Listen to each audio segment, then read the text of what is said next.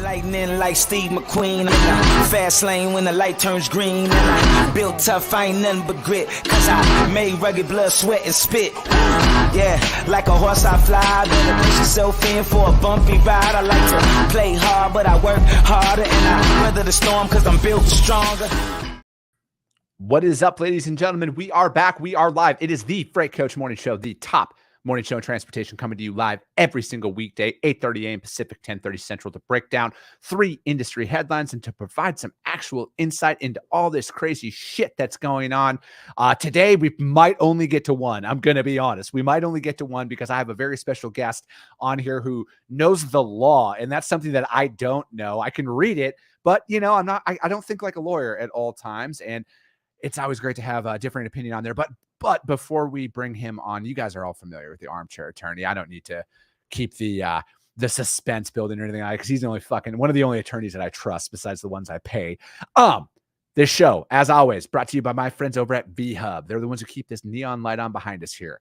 VHubApp.com, you guys check them out. The access to trailers, asset reallocation, having the ability to create a drop trailer pool at your customers' facilities as a broker it's a need. It's a thing. It's here. It's how you separate and differentiate yourself from your competition in the market. This is something that we all need to look at, whether you're a carrier or broker. Like, there's value in this, because especially right now, if you're an owner operator and your trailer goes down, you can't afford to miss out on freight. So now with VHub, you can go in there and get a short-term rental or something like that and run with it. But right now, what they have, and these are the things that I'm the most excited about, you guys, is their ability to reallocate assets. So they have some trailers out there in Paragould, Arkansas right now, and you get paid to do this. This is literally on top of the revenue you get from the freight you book. All right. So right now you get paid $18.50 on this. And if you're a U.S. carrier that has Canadian authority, you can grab this empty trailer out of Paragould, say go up into the St. Louis market that gets a load into Delta, British Columbia. All right. So that's a thing. And they also have these over in Glade Spring, Virginia. Same thing. Snag an empty out here, cash a check for $18.50. In Glade Spring, Virginia, maybe go over to Nashville or down to Charlotte and grab some freight going up to Delta, BC. It's a thing. You guys can do that as long as you have U.S. authority and Canadian authority. If you're just Canadian authority, I don't think that works out for you.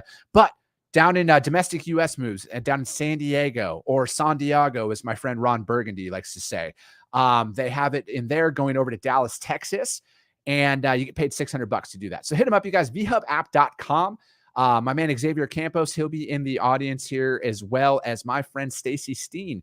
She will be there. Hit him up, you guys, if there's any questions. vhubapp.com. Shout outs. We got Stephen Mason's in the audience already. Good morning, Stephen. He's got that hot shout out in Florida. You guys hit him up if you have some freight for him. Devonna Keller, good morning. Anthony Petit, the Italian stallion, is in the audience. I am so honored to have him here today, and that glowing smile. Look at that on his profile pic. Nick Erdman, good morning. Appreciate it, man. There he is. The armchair attorney's live. I can't keep him in the waiting room. Nobody puts baby in the corner or armchair attorney in the corner. God damn it. What's up, brother? It's good to be here. You know, as we've talked before, when I started my firm, I had a mistake. I got my wife, my coworker, pregnant. The big news right now, other than the fact that we're having twins, is that I had to fire her. So she's no longer part of the company. That's the way you solve most of these problems. When you get your coworker pregnant, best thing to do, probably terminate them. This is one of those times that we need to interject that this is not legal advice, nor should you take this as legal advice. Even though he is an attorney, he is not your attorney at the end of the day. Nothing that I say here should be interpreted as an attorney-client relationship. Nothing you say is privileged when you talk to me, unless we have a signed document saying such. I am not offering legal advice, just some legal commentary. Chris, it is great to be here. Absolutely, it is. And Scott Watanabe, the freight sensei, he's in the audience. Good morning, sir. DJ Shirley, what's up, brother? Stacy Steen, she's up there. Stacy, that's I'm a right. big fan. Stacy's great. Just don't cross her. She looks like somebody who might punch you in the face, and I love it. So, dude, we're at day 74. This is the 74th Freight Coach Morning Show already. We're on a fucking roll, man. There's gonna Congratulations, man. That's phenomenal. Yeah, man, we're just out here providing some reality to it. But what also comes with that is that there's still a truck parking issue as well as facilities issue out there in the industry. And that's something that we're going to continue to bang this fucking drum until there's actual change out there. And the change that I mean, you guys, is that drivers stop sending me pictures of another facility that makes them sit there and says, you can't leave or we won't unload you and all this other bullshit. You know, would you want to do that for a job? And if you're an executive at a trucking company right now and you're not doing anything about that, talk about a way to get a fast track to get drivers out of your fucking company. I mean, what's your thoughts on that? We have a problem with driver retention. The value proposition of what the job is and what you think it's going to be are different. And as long as that delta exists, that difference between expectation and experience, you're going to have problems. And simple things. These are not creature comforts of having access to bathrooms and safe parking. These are things that are table stakes. And if carriers aren't paying attention, they will lose out on quality drivers as they massively exit the industry or move to places where they can be home every single night, like an LTL or a private fleet. No, absolutely, man. I couldn't agree more. Diesel is still at a slap in the face price of $5.43 a gallon national average. That's out there. Man, it doesn't look like there's just not going to be any reprieve here. Like, I think that what we need to say is that this is going to be the fuel price until the current administration leaves office. Like, I'm just going to call it what it is, because they are very much not going to do anything about this. They are very clear in it. They're calculated in the approach that they're trying to say, but they're not going to fucking do anything about it. So I think strap in. I would just, I don't think you're wrong to say that the prices are going to stay high. I wouldn't put this wholly on the administration. We are at a refining capacity crunch. Like, I love, and I always plug Jason Miller, his information on diesel and fuel generally is super helpful, but we're at capacity for our refining capabilities. So even if there was more access to oil, it might not make any big difference right away. The biggest thing you can do to reduce the cost of fuel right now is don't buy so much stuff, America. If you don't buy as much stuff, you're not moving as many things. And then ultimately you'll drive prices down. Don't tell me, Don. Don't tell me what to do. That's not legal advice. Honestly. I will. Yeah, exactly. This isn't legal advice or anything like that. But I think, like, at the end of the day, the conflicting message that's sent out there is, it's funny you hear us say that, because obviously there's a difference between refined oil and actual processed oil that can be put out there to market. And I think, like, shutting down pipelines and everything else, but then the optics of our president going to other countries begging for oil while we're selling our strategic reserves, the optics are fucking terrible.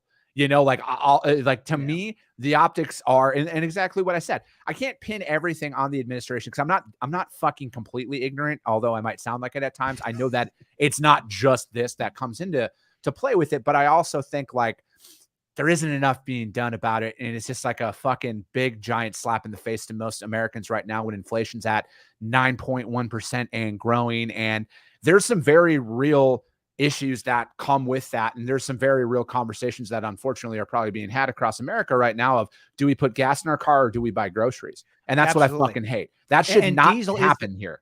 And diesel is the thing that's driving the price for all consumer goods. I mean, this is the largest expense for any trucking organization is fuel. And when fuel is this high, it gets passed to the consumer. Trucking companies aren't willing to lose money moving things for you. And ultimately that means that cost gets passed to the consumer. We need to just flood the market. Let's fucking drill, baby. Let's get this shit going. More refineries. We need more refineries. We need more refining capacity. No doubt about that. Exactly. That's why we shouldn't have executive orders signed that stop any of that shit from happening. Just saying. Just saying. We could go on about this forever. Let me see here. Adrian Kaura. I can't pronounce the last name. Adrian. It's so good to see you, my friend. Him. I know. The armchair attorney. He loves you. We all love Adrian. Anthony Petit. Yeah, man. Truck parking. It's a thing. It's a fucking issue.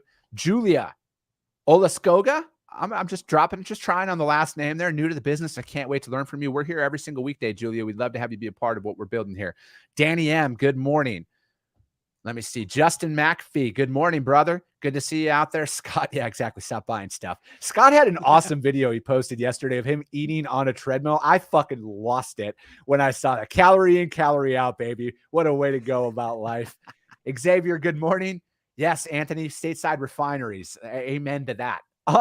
So we have 3 articles, but Matt and I probably are not going to get to all of them because as good of friends as Matt and I are, we don't agree on everything, you guys. And that's one of the main reasons why I like to have individuals like him on the show, is because it's not about me being right. That's like the least of my concerns. It's about providing actual information for people to utilize and make their own decisions. And that's what we need the most. And I am, we're gonna talk about AB5 again today, but about the protests and everything out there. And I know I was banging that drum yesterday. I referred to AB5 as the worst legislation I've ever seen. I equated it to communism, which I believe it is, forced labor at that point, and forcing somebody to change their business. And Matt doesn't always see it that way, but Matt's also a lawyer, so he can read this shit and perceive it differently. And that's why I need to have it on here. So the article, it was about the protests, about the truckers' pledge to extend the blockade in the Port of Oakland, which I fucking love to see. Wall Street Journal wrote this one. And, I think before we start talking about this, though, I want for you to say your piece on AB5, because, again, you're very well educated on this and everything else. And again, everything that Matt is about to say is not legal advice. I need to fucking say that every single time because it's true. Well, it starts off with understanding the difference between statutory law and common law. And these are two different distinctions in law. Common law is what the courts use when they make things like negligence. Like there's no law that says this is what negligence means. Like you go 5 miles and over faster, you're negligent. They look at a bunch of different things. That is how independent contractors are typically understood. There's tests that the courts invent or create over time to understand whether or not someone is an employee or a contractor. And the case of AB5 is a codification of the common law. So what that means is what AB5 puts forward is not necessarily something new that to California or anybody else. Every single state has a way of understanding who is a contractor and who is an employee. So going into the way back machine, the foundations of AB5 are in 1989. And this is not new in California when someone is used as a contractor when they're really an employee. And a simple example is, let's say I'm a painting company and I have a bunch of painters and all of my painters are independent contractors. That allows me to undercut every single other company that has W-2 people, because when you are a contractor, I am not paying your workers' compensation. I am not paying your unemployment, and I'm not paying you anything like overtime. I just pay you a flat rate and that's what you get. Mm-hmm. So what AB5 sought to do was to take a recent Supreme Court decision in 2018 called Dynamex. And Dynamex essentially adopted this ABC test, these 3 different things the court looks at. And that is the codification we see. Now, everybody was freaking out because now it's being enforced, but it's been this way for a long time. It's not new necessarily. The thing that people are so scared about is if you are an independent contractor now, the state is going to assume in certain contexts, you're an employee. Now, when does this happen? It happens when that independent contractor sues you and says, I'm owed overtime, I'm owed workers' compensation or whatever else. And that's what people are so scared about. My big question for the protesters right now, and again, I'm not trying to be controversial. Who's paying them to do this? I absolutely hate when people protest in a way that stops the movement of goods. It is incredibly dangerous. It is incredibly disruptive. And I get it. It gets you attention. But I really, really, really do not like when any protesters obstruct public highways or any types of movement of goods. I just don't like it. But that's what it is. I think that for me personally, with, I get what you're saying. And I think statistically, I couldn't find one data point out there that was in support. It actually put that into context about the independent contractors who are suing companies for unpaid overtime. But I think that if you are an independent contractor, the reason you are an independent contractor is overtime laws don't apply to you. So if you're fighting for an employment, you need to realize that you're not an employee, you're an independent contractor, you're an LLC, 1099. You do not qualify for overtime at that point because you're not an employee of it. This is the thing that's so important, Chris. This is actually when these things matter. And that's why the media doesn't talk about it this way. Shocking, when do you have this class? Yeah. This happens when someone sues their hiring company. So let's just look at the ABC test. Let's just look at the things that it says. I got it right here. Yeah. A, they are free from the control and direction of the hiring entity when performing their work. B, the work performed is outside the usual course of the hiring entity's business. And C, the worker is customarily engaged in an independently established trade, occupation, or business.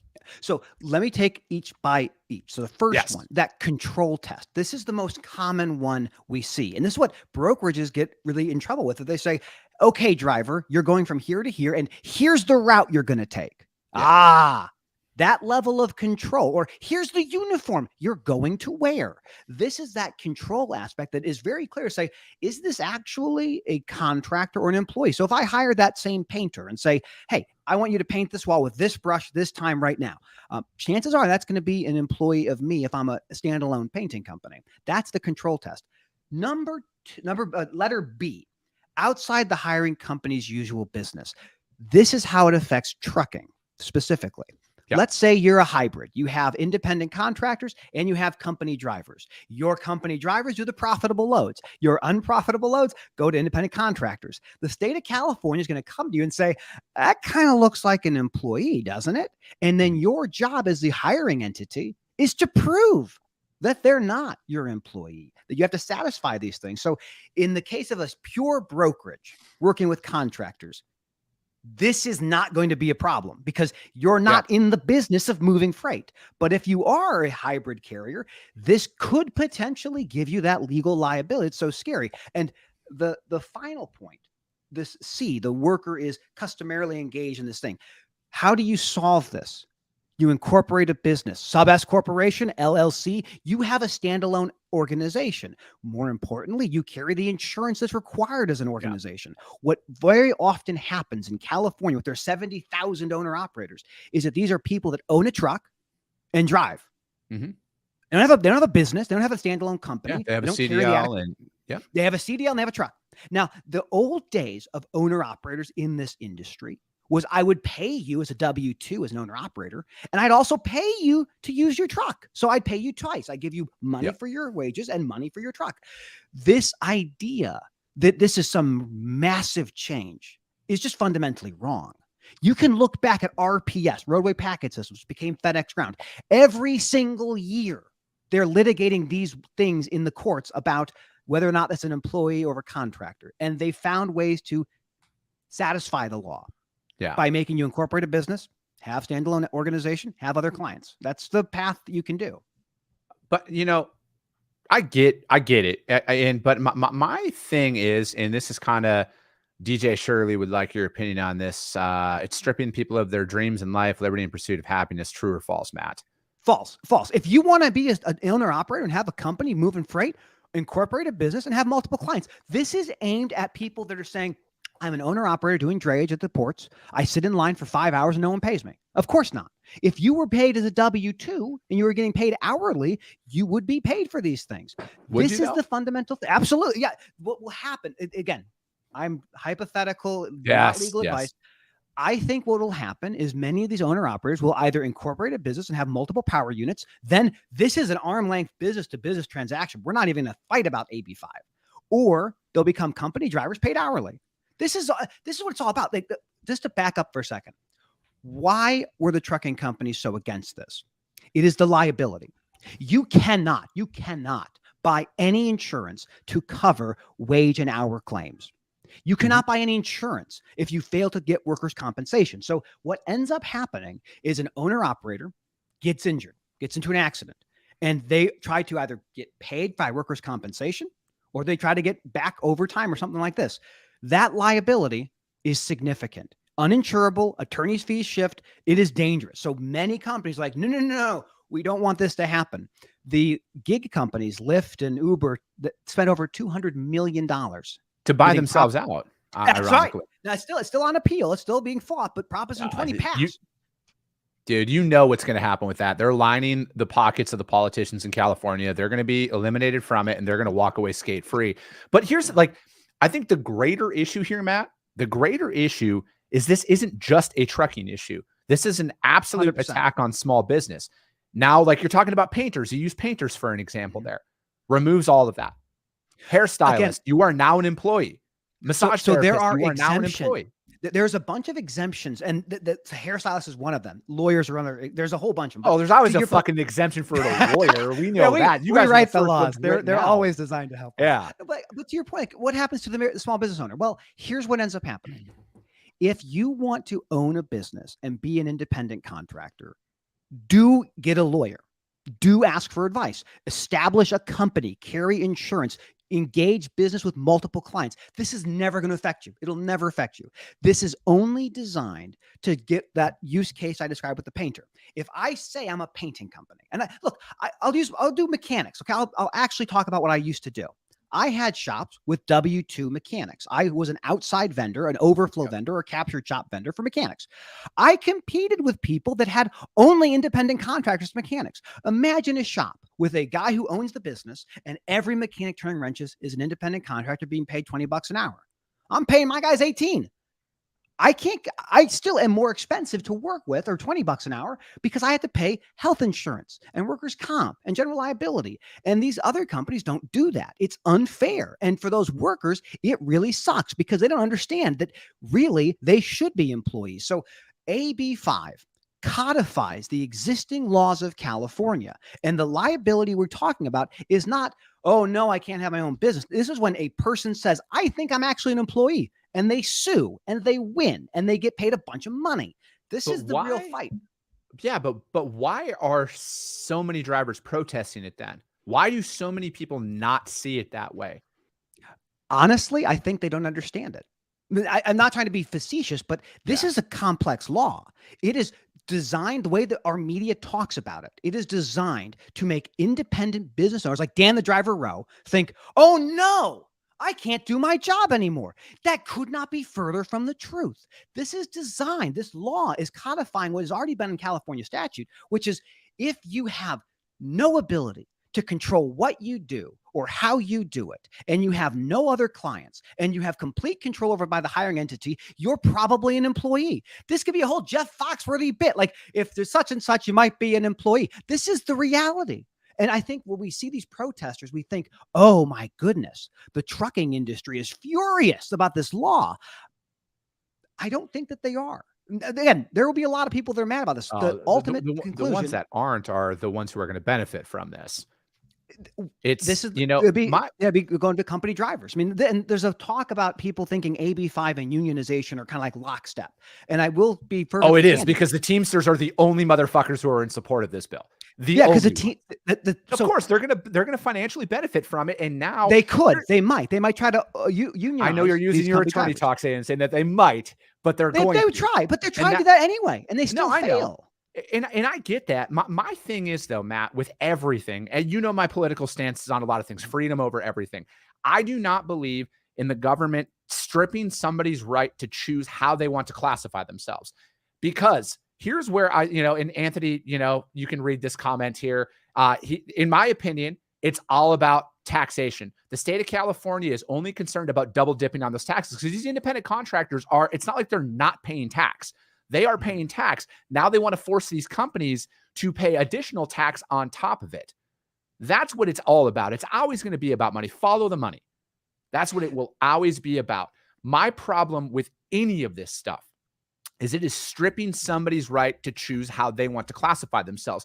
Because what my gut is telling me is the bad actors that they were trying to hold responsible for these situations are going to 10x it in their favor now. And your employees, oh, hey, you want to take a month off now? Yeah, fuck you. You only get 1 week off of unpaid vacation a year.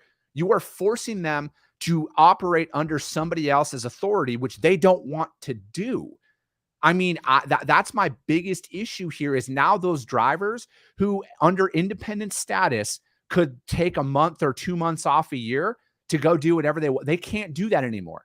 And now it's forcing them to work. But here's what really happens. I know, like with the freight flow and everything else, what this is going to do, I mean, please correct me if I'm wrong.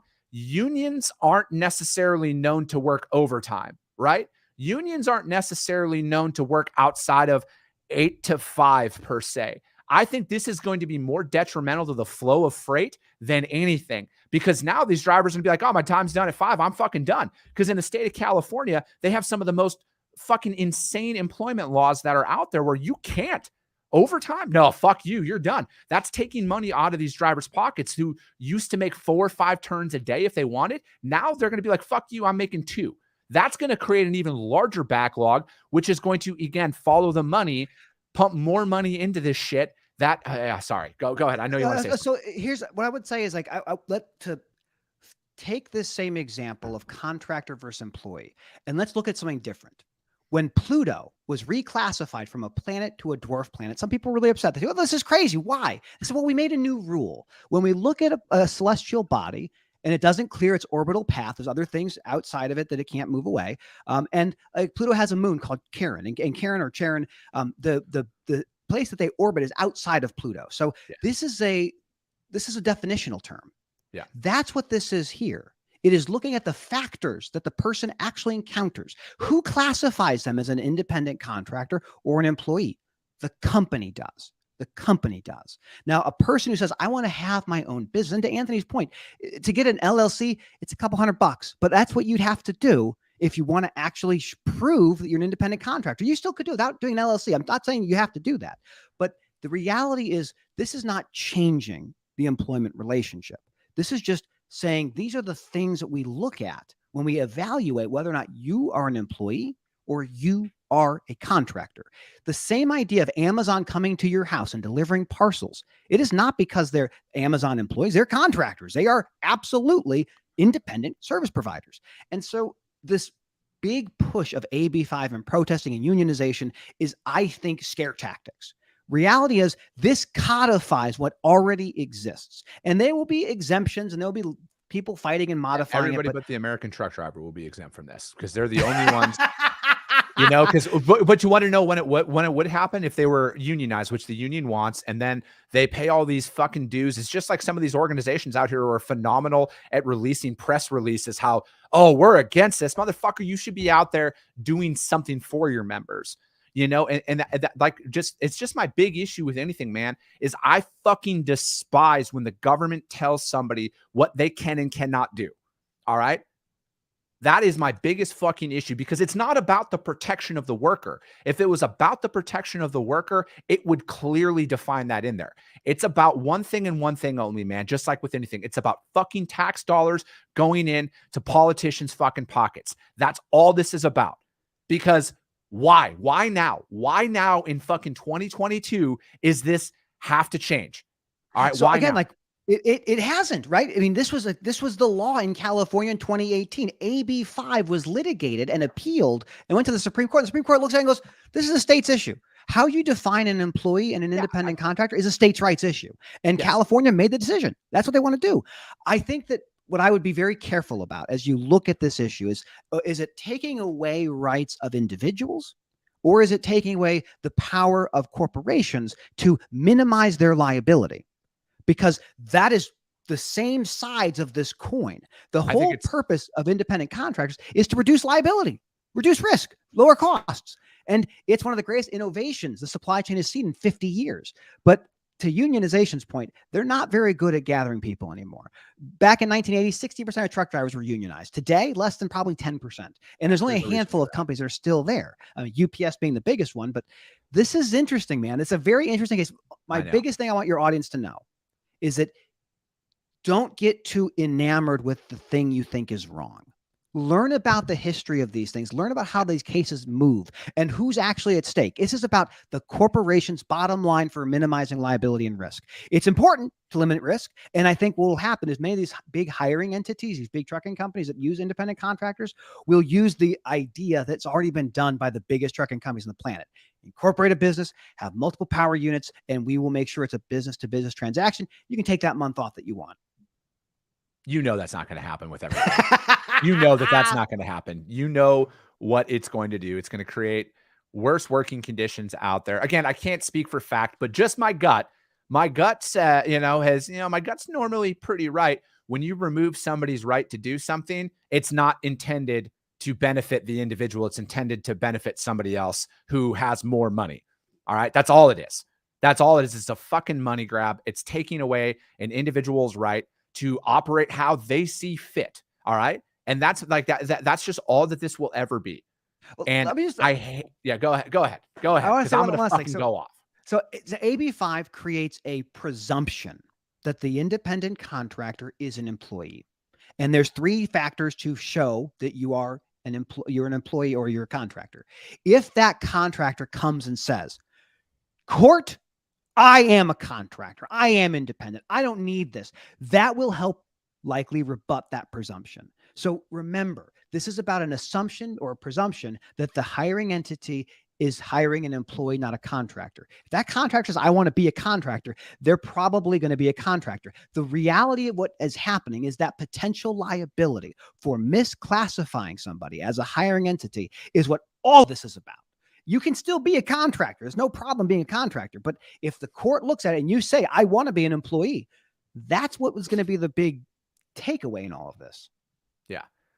I mean, I love it, Chris. I love it. It's amazing. I know. It's so, Quick, people love easy. the law. It's so good. I know. Quick, easy math. It's just an additional $14 million in revenue if every 70,000 of those drivers pays $200 to become an LLC. And you know it's a lot more expensive than that in the state of California because they're going to have to pay state, city, fucking county, fucking 18 different levels of taxes. And that's the thing.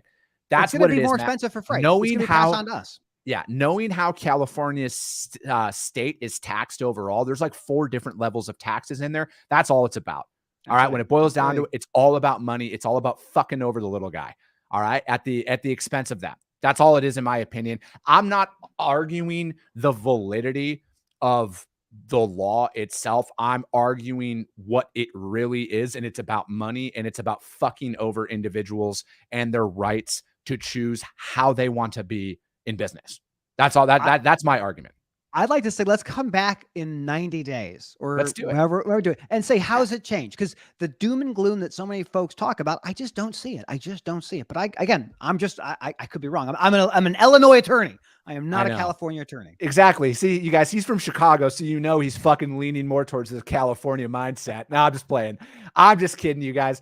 Matt, I appreciate you, dude. Thank you so much for coming on here and talking about this. And you know what, you guys, if you guys are still out there listening to this, it's great to have differing opinions on stuff, how we can have an actual conversation, you know, and I'm not going to try and cancel Matt. And at least I don't think he's going to try and cancel me. You never know. I'm filing an injunction. No, the thing about this is you can disagree, but not be disagreeable. That's the thing. Exactly. You can have a civil conversation about things that we have different opinions on. There's no necessarily right or wrong way to conduct a conversation like this. And I'm just happy we had a chance to do it. Absolutely. Well, that's it for today, you guys. We'll be back tomorrow, 8:30 a.m. Pacific, 10:30 Central. Freight Coach Morning Show, which is the top morning show in transportation. You guys, audio only replay, be available on the podcast Coffee with the Freight Coach. Video on YouTube channel, The Freight Coach. Link to the article that we broke down will be in there as well. That's it for today, you guys. I appreciate you guys all so much, and we'll be talking to you soon.